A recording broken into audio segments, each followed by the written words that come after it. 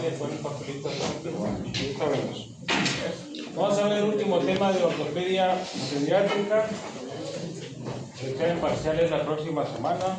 Les voy a dar el material de estudio para que no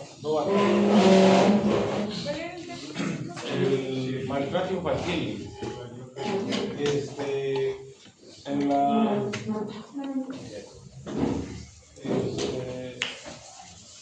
En la última demanda que estuve fue hace 2 años.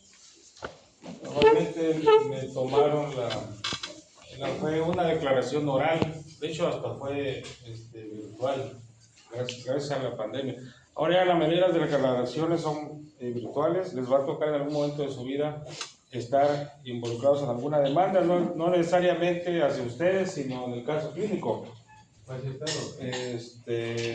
No, fue un paciente que yo operé, llegó a su casa, el vecino estaba borracho, lo golpeó, hizo múltiples fracturas y ya pues todo lo que generó la cirugía, pues fueron varias cirugías y las secuelas pues era una demanda a la otra persona y había que declarar. Entonces la persona lesionada demandó al agresor y ya el agresor me demandó a mí, porque yo en un informe médico puse que pues el señor traía las evidencias, traía el bat, bueno, el béisbol, y creo que, me acuerdo que era una barra de metal. Pues el señor traía los objetos con los que lo golpearon, porque los vecinos lo defendieron, y pues yo puse eso en el expediente. Y ya el abogado me decía que si usted vio eso, y pues yo decía que sí, pues, o sea, que sí. A él se le hacía raro que un paciente llevara eso a urgencias, pero bueno. Otra demanda que tuve sí fue hacia mí, donde llegó un niño con una fractura, yo le dije que necesitaba una cirugía y el paciente se negó a tomar el tratamiento, se va a su casa, se queda con la férula, regresa como al mes y ya la niña tenía una úlcera en el talón, exposición ósea, se infectó, fue al general, lo refirieron a Monterrey, le hicieron varias cirugías y tuvo una lesión del nervio plantar medial y contractura del tendón de Aquiles. Tuvo que ver con cirugía plástica, psicología, bla, bla, bla, y varias cosas. Y una de esas demandas venía que pues había tenido maltrato infantil, que yo había maltratado a la niña, que le había gritado, varias de esas cosas, ¿no? Y ya esa vez me estaban demandando creo que 900,000 pesos. Obviamente no procedió porque estaba escrito en el expediente, ¿verdad? Es todo lo que yo había hecho en urgencias, la propuesta de tratamiento y la mamá, por consejo de una tía que era enfermera, pidió la alta voluntaria. Entonces, pero fui como 6 veces a declarar. Se siente muy feo, te quita tiempo, te causa estrés y nadie te protege. ¿Me explico? Entonces, normalmente los especialistas, sí, pues, ¿qué es más fácil? Conseguir un hospital médico, o sea, cualquier cosa, pues reemplaza al médico ya. Entonces, pues lo único que protegía en ese momento era el expediente y una de esas cosas era maltrato infantil y fue lo último que me pude quitar de encima porque todo lo demás estaba escrito pues en el expediente y ya lo de maltrato era pues lo que decía la mamá y lo que decía la niña. Entonces la niña decía cosas como es que el doctor me pellizcó. Entonces pues ya el juez decía, oiga, pues que no se dio cuenta usted que si el doctor lo pellizcó. Sí me di cuenta, pero como estaba de bata blanca me dio miedo, ¿no? La otra cosa que decía la niña es que yo alejé a los padres, los dejé y yo me quedé como 1 hora con ella en un área de urgencias revisándola, ¿no? Y en realidad no, porque el tiempo que ella llegó, se hizo la radiografía, desde el tratamiento fueron como 34 minutos, entonces pues no tenía lógica. Decía, es que a mí me pareció como 1 hora, ¿no? La otra es que habían 2 enfermeras que estuvieron de guardia y siempre las enfermeras cuando es un menor de edad piden que esté un familiar acompañado, ¿verdad? La otra cosa que no procedió fue que la niña decía que yo le ¿cómo decía? que yo le hablaba cosas despectivas hacia su persona, ¿no?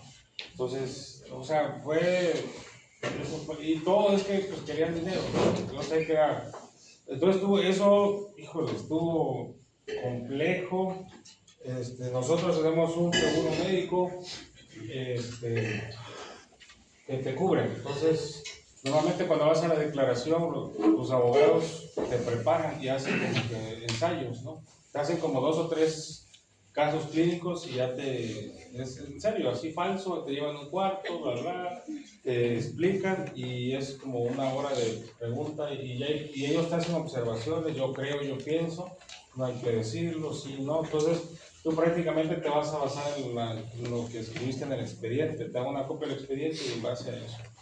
Les digo esto porque les va a tocar y el maltrato infantil es algo como eso, es algo pequeño, que no nos damos cuenta, sin embargo ahí está.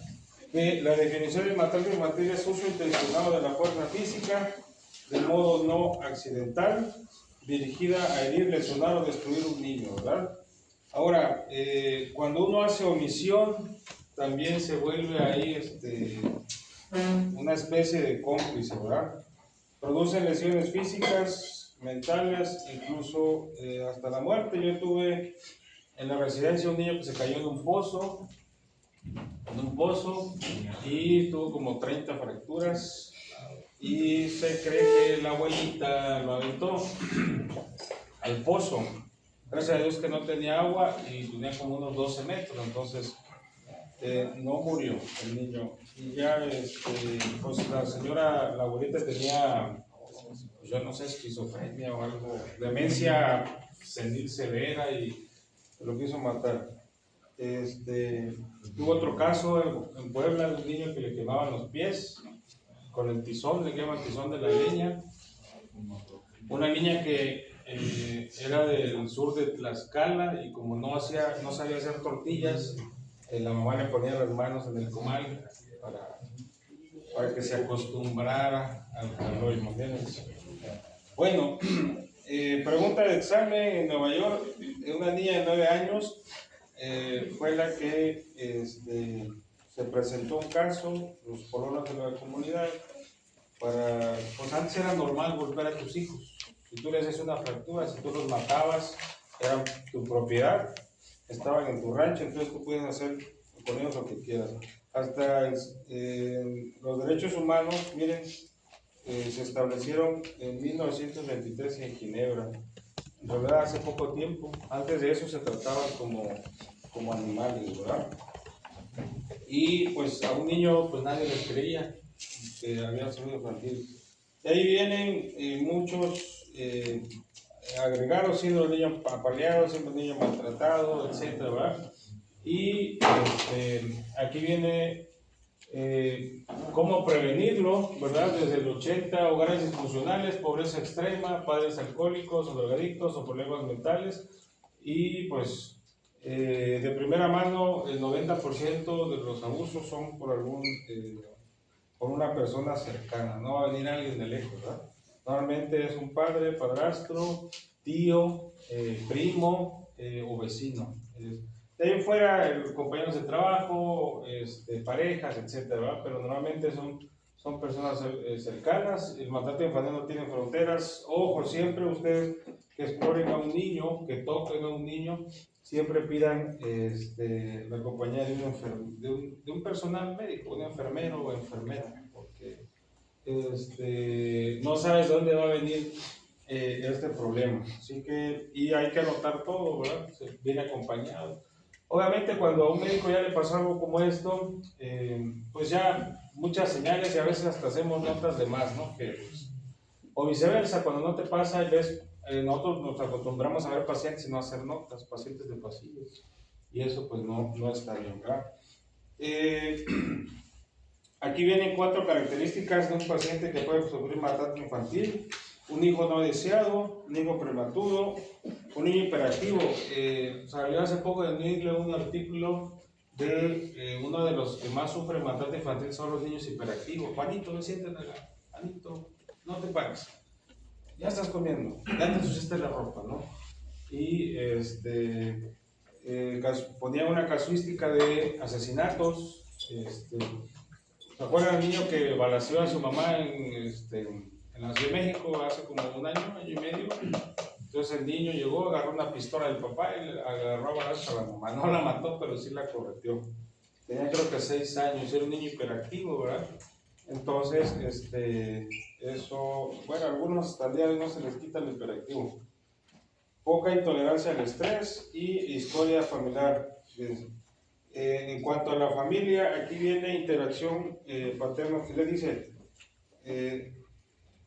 la disciplina que uno le da a nuestros hijos, ausencia del padre, ausencia de una madre, ¿verdad? Y el acercamiento de algún conocido, parentesco, que no sea de primera línea, entonces hay que poner foco rojo, ¿verdad? Lesiones provocadas.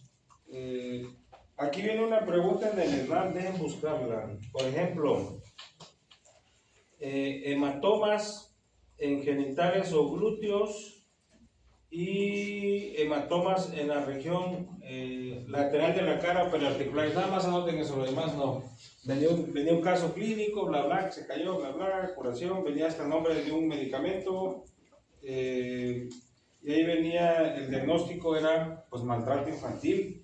Y el niño tenía hematomas, cuando vean niños con hematomas en cara, golpes en cara, o región periarticular o cuello, pues no descarte maltrato infantil. Obviamente hay niños que van en la bicicleta, se caen y se golpean, ¿verdad?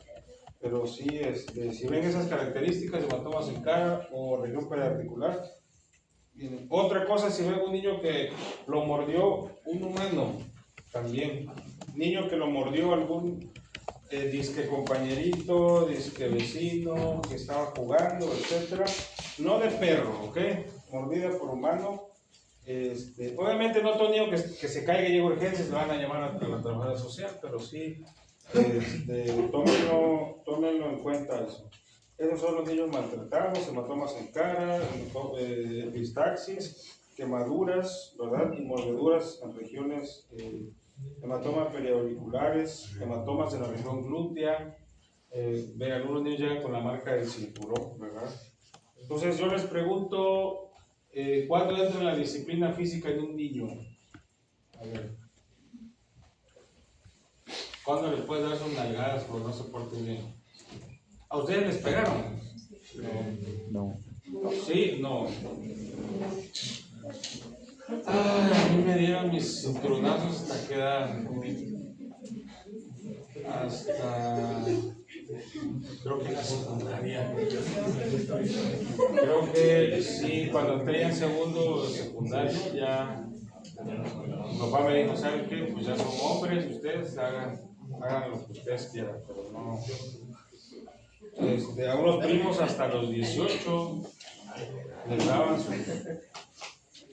sus nalgadas. Entonces, ¿cuándo entra la corrección? Sí, la Biblia menciona algo de eso, pero ¿cuándo entra la corrección física? Ya no hay que pegar a los niños. Sí. ¿Por qué sí?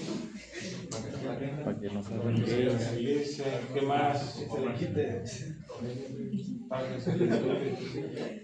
Yo tengo un dilema, por ejemplo, si ustedes ven hace 2 generaciones, los hijos eran muy respetuosos hacia los padres, ¿no? Y ya de 2 generaciones para acá ya eso como que tu papá es como igual a tú, o es bueno, nada más que provea, pero ya. Y también existía el miedo, porque sí, por ejemplo, cuando algunos padres llegaban a casa, pues casi que todo el mundo temblaba, ¿verdad? Pues que eran así muy agresivos, muy golpeadores en casa, y viceversa, el padre ausente, pues ya quería pues tratar de reeducar al niño cuando estaba grande, pues ya no se puede hacer. Entonces yo pienso que es un equilibrio.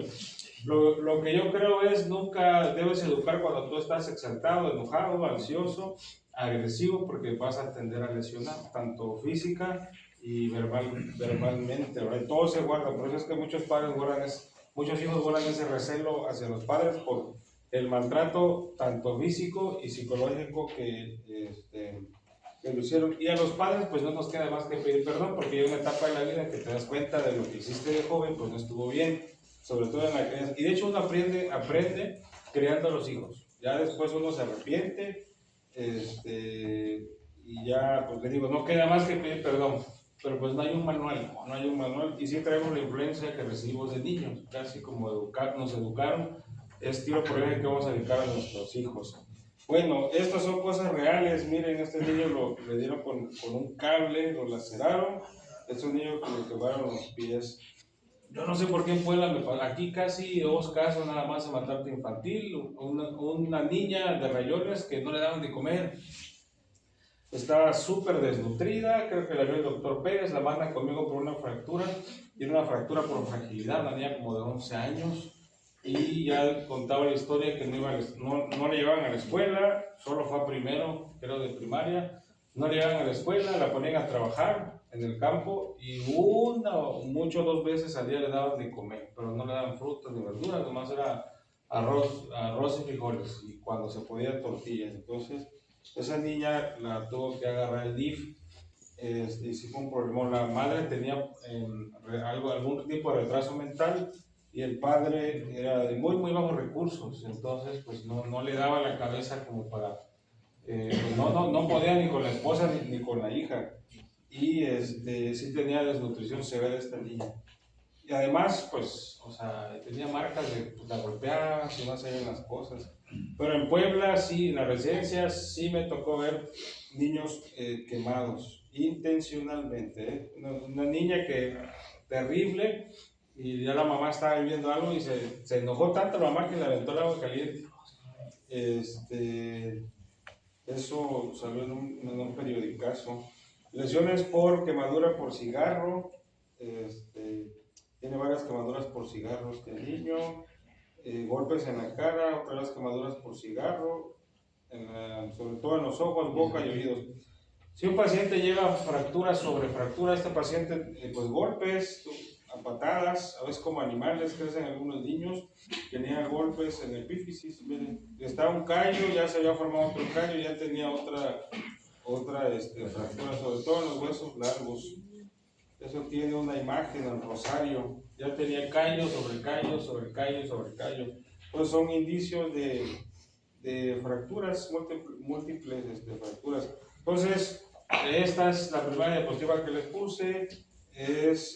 Si nosotros no pensamos en eso, pues no lo vamos a encontrar, lo vamos a pasar de largo. Solamente esto era un comercial.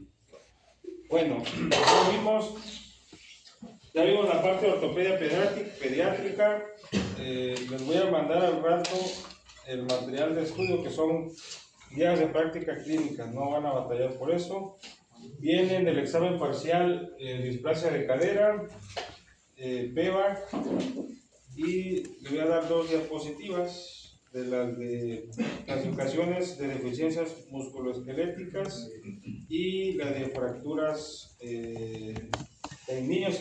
Entonces, fracturas en niños, exploración física de recién nacido, clasificación de deficiencias esqueléticas, les voy a pasar diapositivas, y displasia de desarrollo de cadera y PEVAC, se les voy a dar un artículo para que vean. De eso viene el examen parcial.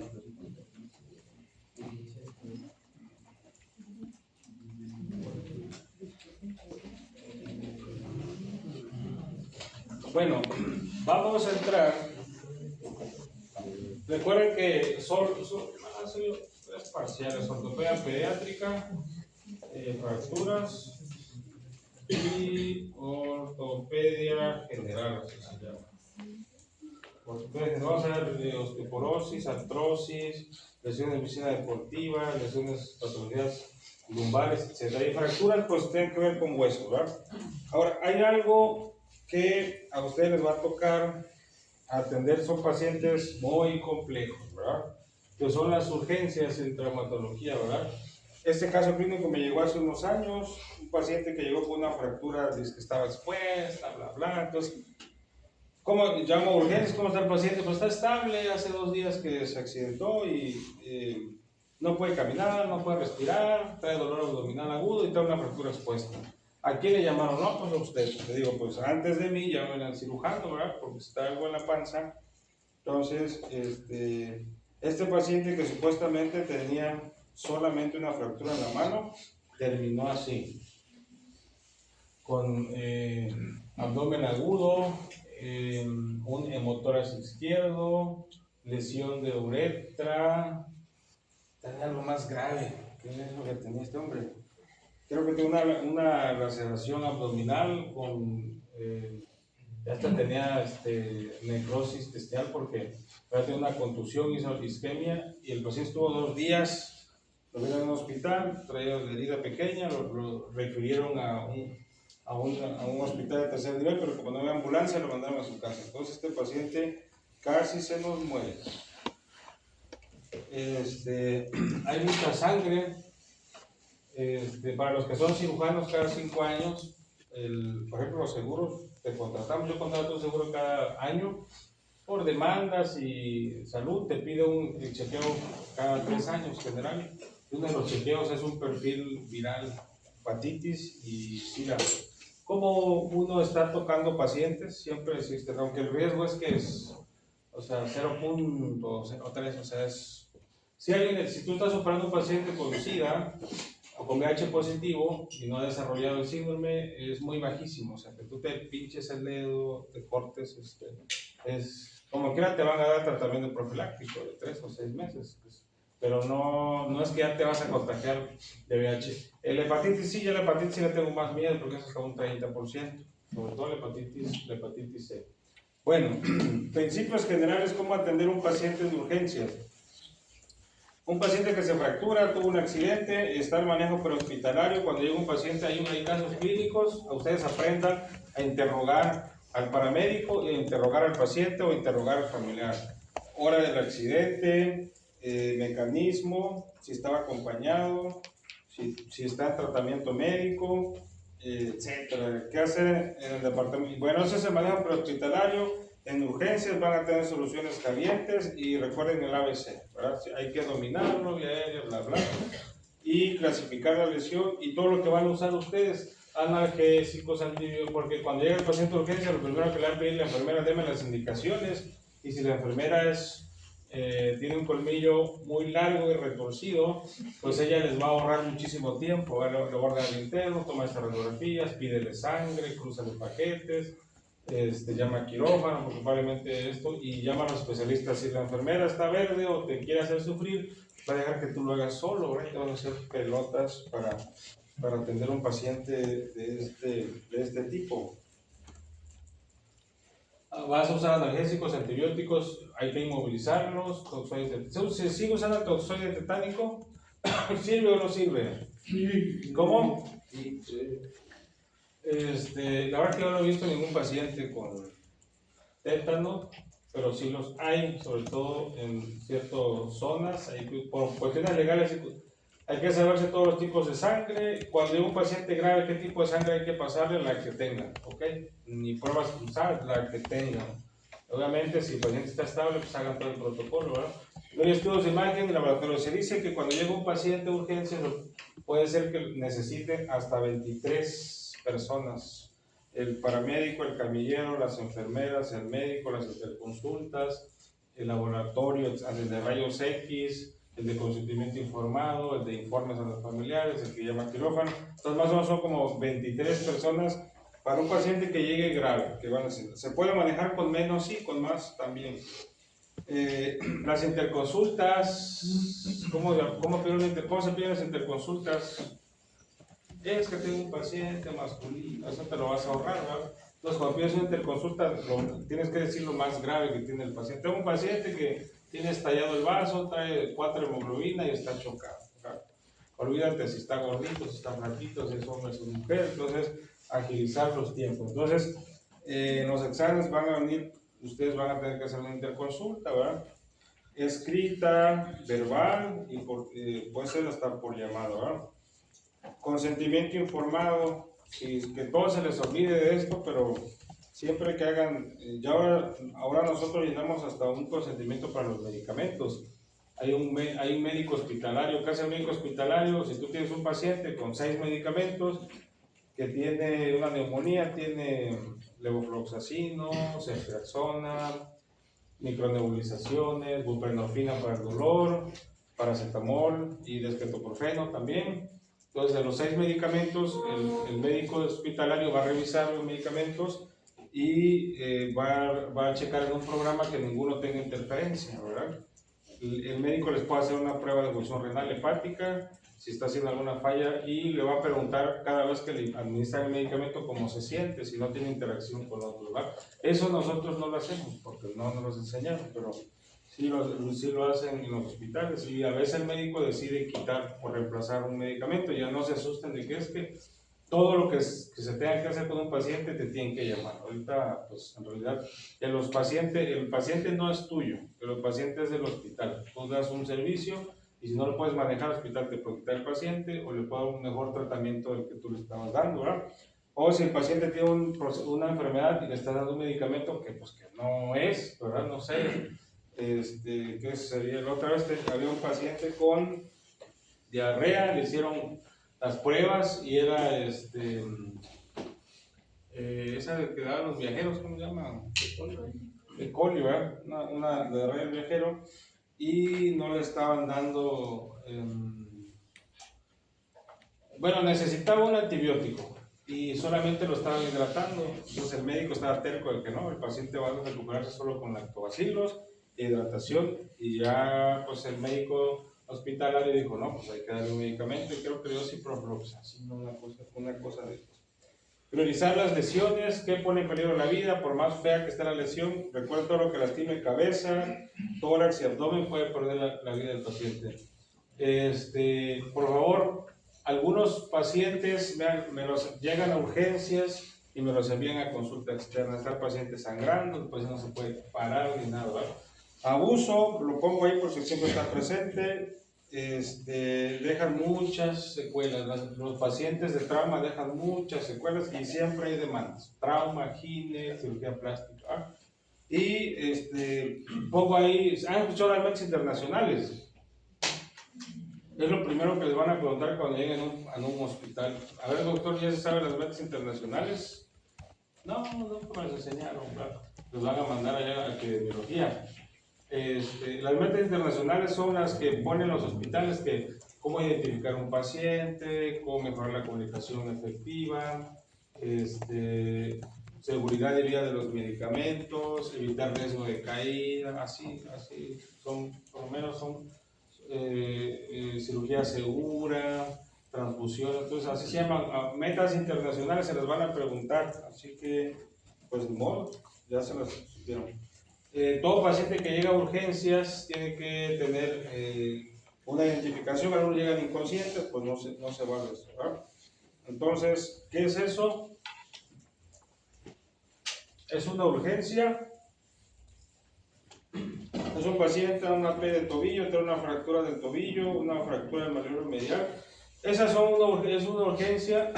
Le pongo urgencias reales porque así llegan los pacientes, ¿verdad? Entonces, estos pacientes con fracturas, pues no te van a llegar a los 2-3 días al consultorio, van a llegar a las 11 de la mañana, a las 11 de la noche, porque traen una fractura. Entonces, todo paciente que se sospeche que tenga una fractura va a llegar a urgencias a la hora que sea. ¿Qué es eso? ¿Por qué les puse esas diapositivas? Porque el programa que les puse la vez pasada, el EDEN, donde se ven radiografías, el EVA, radiografías, tomografías, resonancias, pues se ve muy padre, y si no sabes nada, pues esperas que el radiólogo haga la interpretación y ya te dé luz, ¿verdad? Pero en algunos pacientes se aprende así, o sea, radiografías de mala calidad, a veces no están rotuladas, a veces tienen el nombre de otro paciente y te haces pelota. Entonces, esa es una luxación de hombro, para del hombro.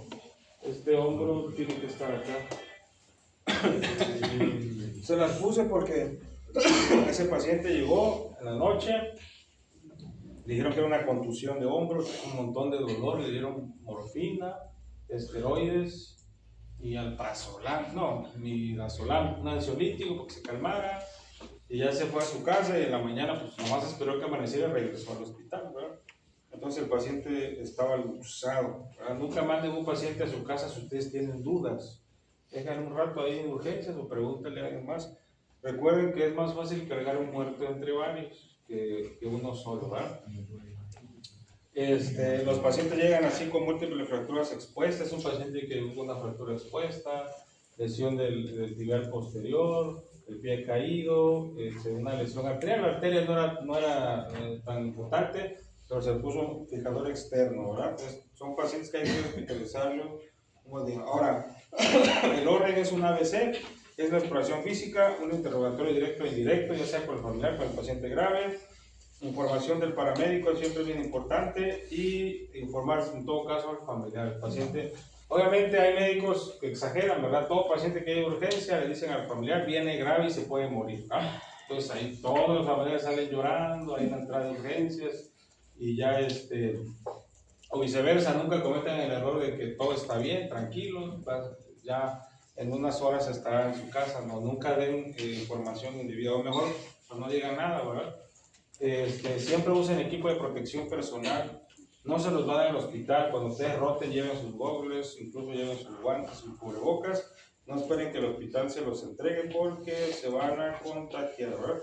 Y siempre métanse a cursos. Yo siempre he dicho que los buenos médicos no son, o sea, los buenos médicos son los que tienen una capacitación continua. No importa tu coeficiente intelectual, pero siempre que te estés dando una repasada y aprendan de todo. Es que el dermatólogo solo sabe granos y piel, ¿no? Siempre es bueno que lleven cursos de diferente índole y no todo es medicina, ¿verdad? También involúcrense en otras cosas.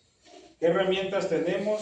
Estudios de imagen, laboratorio de todo paciente que haya urgencias con antecedentes de traumatismo, siempre tomar prequirúrgicos. Nunca, porque hay motivos de que los van a castigar. Siempre pidan a ustedes, adelántense.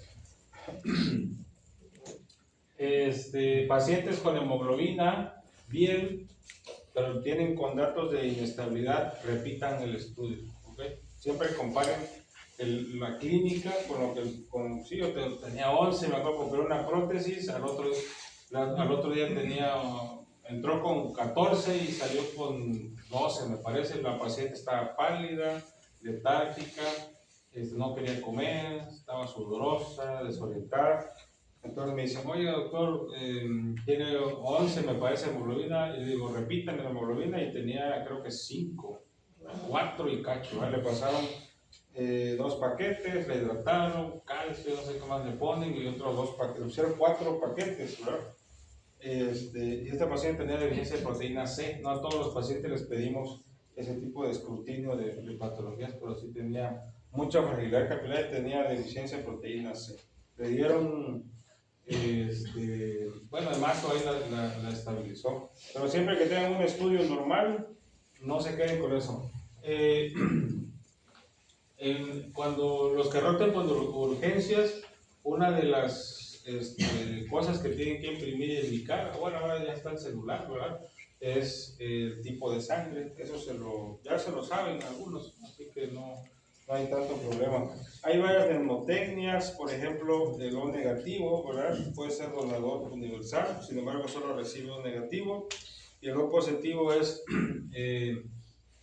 va a donar a todos los positivos y puede recibir tanto positivo y negativo. De los más, son dos difíciles de encontrar, el O negativo y el B negativo. Entonces, cuando tienen alguno de estos dos pacientes, aunque el B puede donar a varios, es difícil de encontrar otro B negativo, y pues en orden entonces, o sea, porque el que recibe de B negativo es lo negativo de O B. Entonces, de los pacientes que yo más batallo para transfundirlos es el O negativo y el B negativo. Los demás, ahí.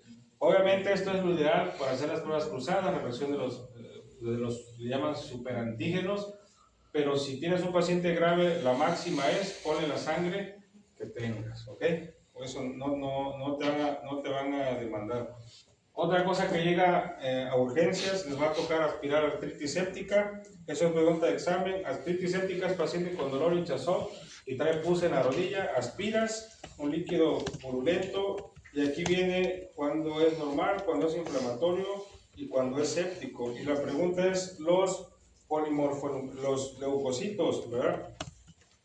El líquido sinovial de una articulación normal debe de tener menos de 200 leucocitos por milímetro cúbico, Y cuando está séptico, cuando está arriba de 50,000. Esa es pregunta de examen de NARMA.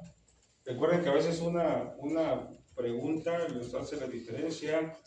Leucocitos por milímetro cúbico es cuando es séptico, es arriba de 50,000. Cuando es inflamatorio es entre 2,000 y pues menos de 50,000. Entonces, pero si se quedan ahí en el normal es menos de 200 y séptico es mayor de 50,000, ya con lo demás digamos, sacar, digamos, un poquito un poquito más ordenado. Aquí les preguntan también un paciente con dolor, con tojos en el codo, ¿verdad? Rigidez, limitación, cómo pensar en una pseudogota, ¿verdad? Recuerden que la gota es uratos monosódicos, ¿verdad? Con birrefringencia negativa intensa, ¿verdad? Esa es la pregunta de examen que siempre les hacen, ¿verdad? ¿Cuál es el tratamiento de un paciente con gota? Volvamos acá. Paciente con gota. Llega un paciente con tojos, las bolas que le salen en los codos, en los pies, en las rodillas, ¿verdad? Son acumulación de gota, tienen deficiencia de una enzima y a todos les dan pues colchicina, indometacina y para el ácido úrico, ¿cómo se llama? Para bajarlo. Alopurinol, ¿verdad? 100 miligramos. Entonces es lo que hay, pero ¿qué es lo que más les ayuda a los pacientes con gota?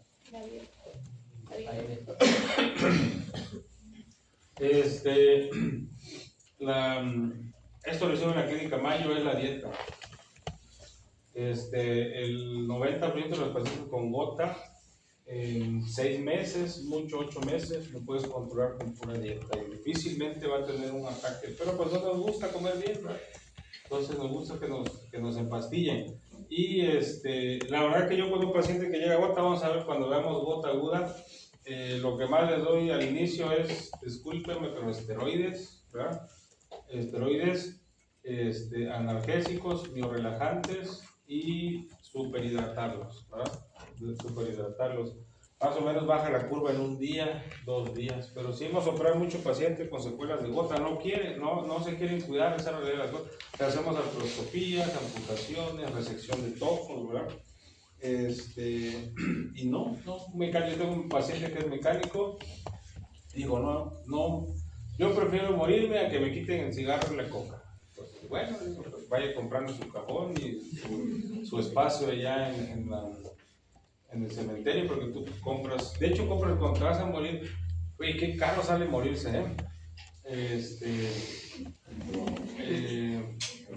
Y bueno, ya el paciente adulto hace los preparativos, yo todavía no he comprado mi paquete de cuando me petateé, pero bueno, después del COVID, entre los 40 y 50, eran los países que se morían por la vacuna y COVID, así que mucha trombosis.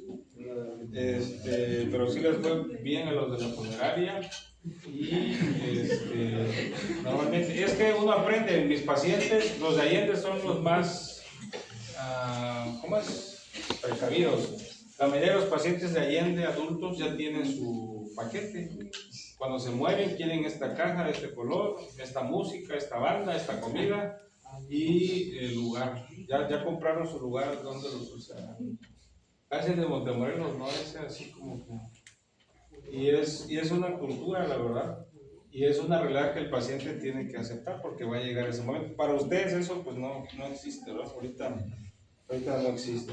Dice en niños, sí, en niños radiografías comparativas, cuando ustedes no vean una lesión en un niño que tiene el codo hinchado, que tiene la rodilla hinchada y trae mucho dolor o algo y trae molestias, les pongo ese caso porque vino un niño con el pie hinchado, con mucho dolor y trajo una radiografía. Y la radiografía pues no era de él, es esta que está acá. Esta es una radiografía de un adulto donde ya la fisis creció y le tomaron una al niño y sí traía una fractura. Eso la fractura ya estaba consolidada, tuvo dolor como 1 mes y medio. Entonces, todavía les va a pasar. Pues no todos tenemos la oportunidad de tener al inicio formarse un hospital completo, ¿verdad? Ese es un corte axial. ¿Qué diagnóstico tiene ese paciente? Es una luxación posterior de cadera, ¿verdad? Ahí está. Esa es una articulación normal, el acetábulo, la cabeza, y está afuera, es una luxación posterior. Lastimosamente, muchas luxaciones posteriores no se ven en una radiografía, por eso es la clínica. Un acortamiento, una rotación interna, un bloqueo. La rotación, esa es una reconstrucción ósea, donde está la cabeza del fémur hacia atrás, tiene la ruptura del lecho acetabular, pues es una urgencia. Esa es una fractura de húmero multifragmentada, terrible, ¿verdad? En pacientes, es una tomografía. No todos los hospitales, este es un ultrasonido, ¿verdad? Entonces, radiografías, ultrasonidos, tomografías, con eso puedes hacer muchos diagnósticos. ¿Qué es eso? ¿Qué estudio es? El estudio es una electromiografía del miembro torácico derecho, pacientes con muchas secuelas,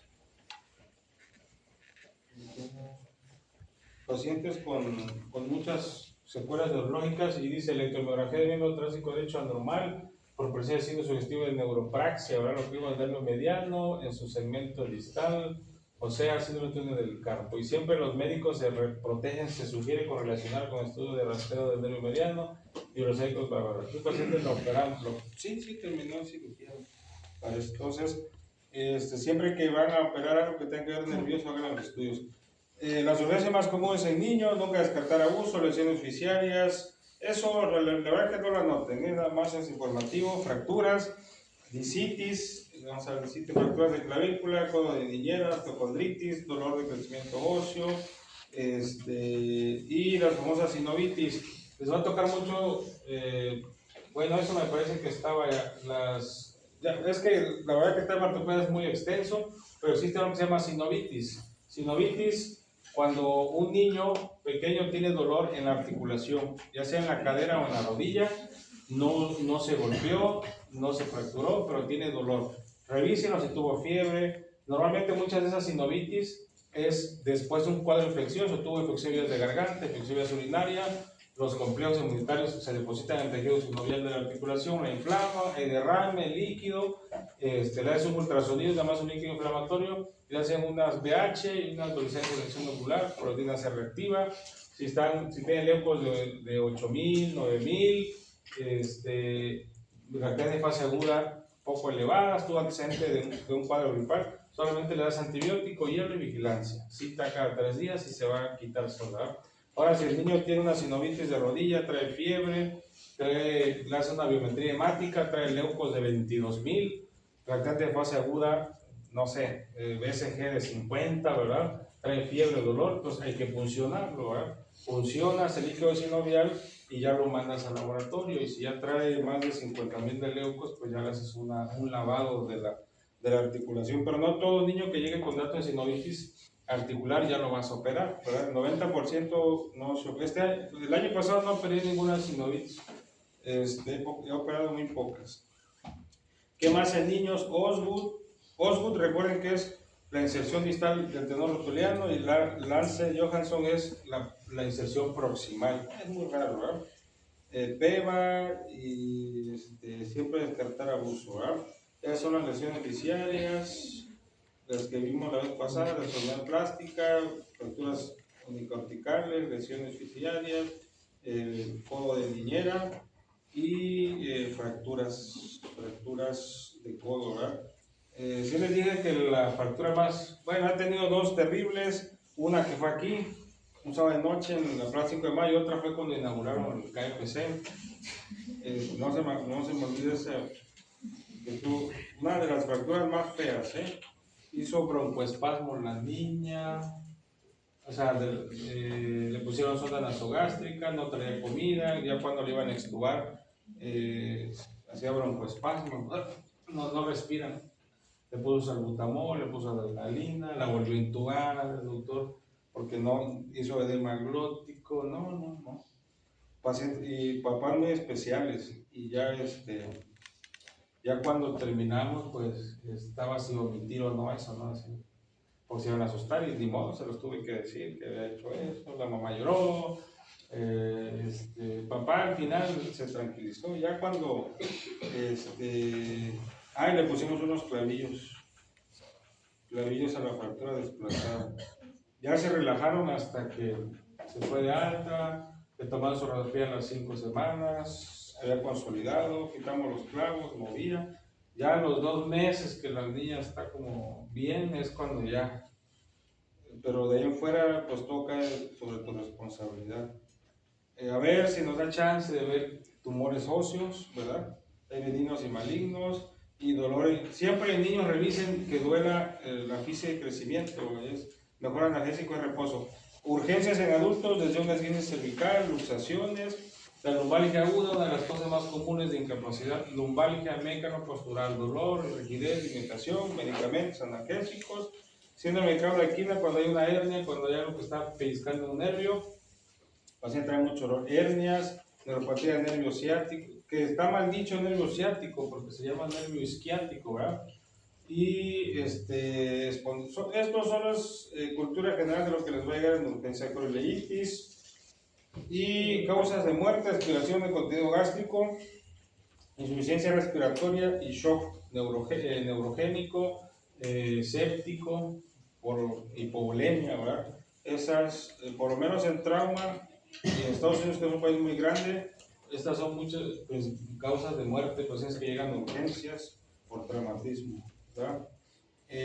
Bueno, ¿qué es el shock? Por lo menos nosotros manejamos 3 tipos de shock: el neurogénico, el medular y el hipovolémico. Vamos a empezar con el más fácil. El hipovolémico pues es por sangrado, ¿verdad? Hay hipotensión, taquicardia, pulso irregular, piel fría y palidez por sangrado, ¿verdad? Repone el volumen, repone sangre. El shock medular, es un insulto que llegó a la médula, una fractura. ¿Qué es una fractura de columna? El hueso lastimó la médula y la cortó. Entonces, o la tiene presionada. Entonces, el shock medular es una lesión directamente al tejido medular, a las raíces, a la médula, o por un balazo, por una fractura que está haciendo compresión, por una listesis, ¿verdad? Estos pacientes tienen arreflexia, disminución de los reflejos, flacidez, no tiene tono muscular de la lesión para abajo, ¿verdad? De la lesión para abajo, y puede ser completo o incompleto, solo de un lado derecho o lado izquierdo. Y ya dependiendo, cuando veamos médula, puede ser anterior, puede ser central o el famoso 11 cuadro. Eso se llama shock medular. Y el último es el shock neurogénico. El shock neurogénico es pérdida del tono simpático a nivel de la médula. Entonces, cuando se pierde el tono simpático, ya no hay vasoconstricción y se pierde. Entonces, el paciente tiene hipotensión, bradicardia, pulso irregular, piel caliente, aunque tiene buen llenado capilar, ¿verdad? Entonces, ¿cómo vas a diferenciar de un shock neurogénico y medular?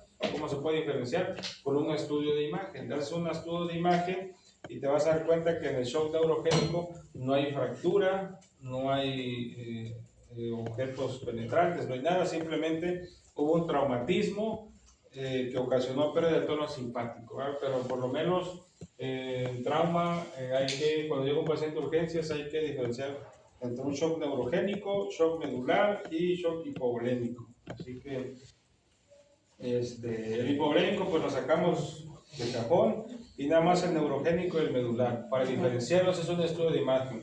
El medular tiene una fractura, un objeto extraño, un balazo, algo que haya lesionado la médula. Y el shock neurogénico no, simplemente antecedente de un accidente, traumatismo, mecanismo de flexión, extensión, una caída, pero no hay nada. Solamente, si quieren así llamarlo, inflamación. Y eso ocasiona que el tono simpático de la médula se pierda, ¿verdad?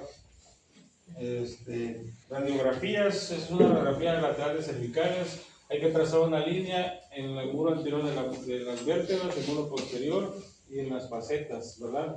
Y eso, bueno, ya ahí van a ir viendo radiografías. Eso es una, esa imagen no me checaba a mí porque solo se vea rectificación. Esa es una radiografía simple, entonces la enseñanza es una mala imagen, repetirla. Entonces, si te están dando una mala imagen que no te convence, pues pues tú tienes toda la autoridad de decirle al técnico, sabes que repite, ¿no? Con la pena, ¿verdad?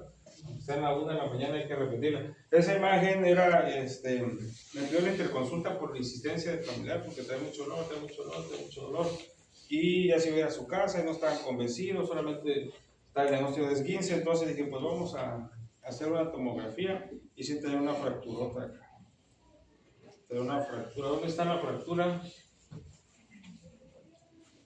1, 2, 3, 4, 5, 1. Es que aquí ahí se pierde mucha calidad, pero así se ven las imágenes de compu a compu, se van perdiendo. En L1 tiene una fractura y tiene un mega hematoma hacia el canal. Aquí ya no puede poner los otros cortes.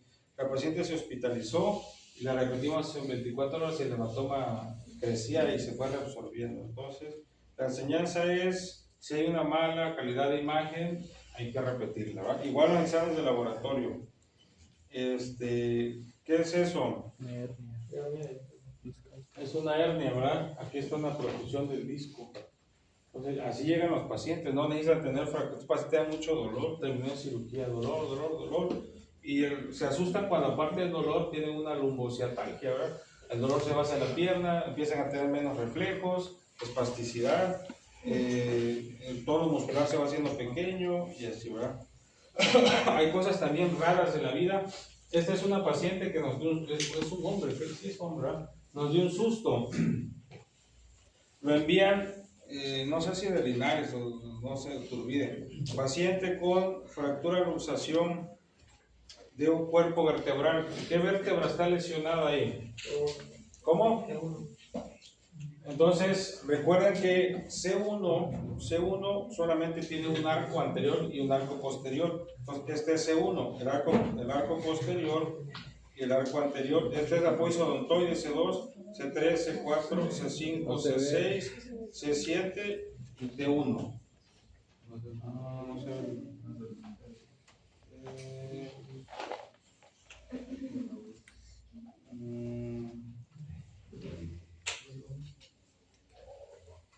Mostrar. Es que se conectó modo. A ver.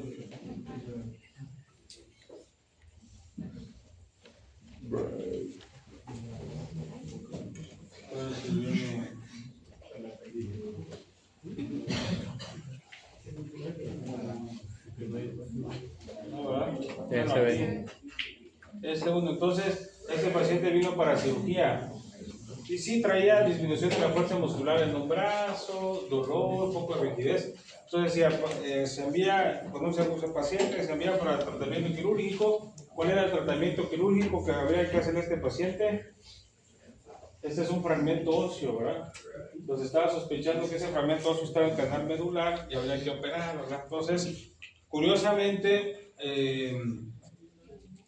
envían al paciente muy grave, llega a las 2 horas y el paciente ya se sienta, empieza a mover los brazos, entonces no coincidía. Entonces, se hablaron a 2 radiólogos, uno decía, pues yo creo que eso es una interferencia, ¿verdad?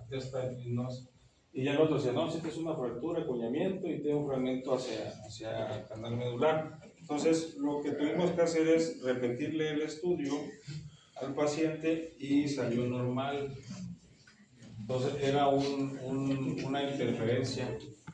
Entonces, ni modos. Ese es otro estudio, ¿dónde está la lesión?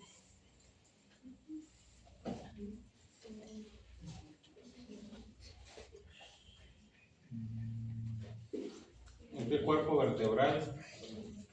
Está en una imagen de frente y lateral. Observen la última vértebra que tiene la costovertebral, la articulación costovertebral, pues es T12, ¿verdad? Entonces este es L1. Tiene una fractura por acuñamiento del cuerpo vertebral L1, es un 15%, el tratamiento la verdad que es conservador. Hay imágenes feas como estas, así que está. ¿Qué horas son? ¿Hay culto o algo a las 8? ¿No? Bueno, vayan al baño.